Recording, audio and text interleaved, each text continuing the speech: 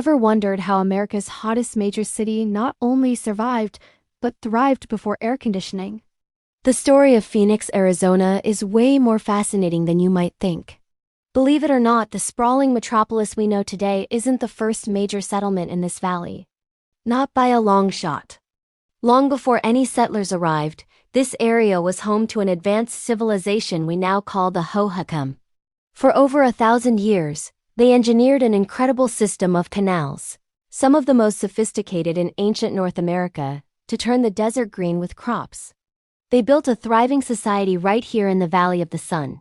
But around 1450, for reasons historians still debate, they vanished, leaving their impressive canals behind. Fast forward to the 1860s. A Civil War veteran named Jack Swilling was traveling through the valley and saw the potential in those ancient canals. He thought, if they could do it, so can we. He and a small group of pioneers redug the canals and began farming the land once again. They named their settlement Phoenix, because it was a new city rising from the ashes of an ancient civilization. The 5 C's drove the early economy: cattle, cotton, citrus, climate, and copper. People came for the opportunity, the sunshine, and the promise of a new start. So, how on earth did they handle the scorching 115-degree summers before AC? Well, life was just different. People adapted. They built homes with thick adobe walls, high ceilings, and deep shaded porches to keep the heat out.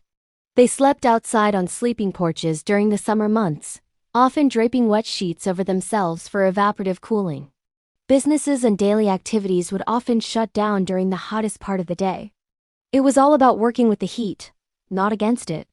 Then, in the mid-20th century, everything changed. The widespread adoption of air conditioning was the single biggest game changer in Phoenix's history. It transformed the city from a seasonal agricultural town into a year-round booming metropolis. Suddenly, living and working comfortably in the summer was possible. This technological miracle fueled the massive population boom that shaped the Phoenix we see today. Without a C, it's unlikely Phoenix would have ever become the 5th largest city in the United States. Here's a little-known fact for you. Phoenix is the only state capital in the U.S. named after a mythological creature. It's a perfect name for a city that has reinvented itself time and time again. Thanks so much for watching.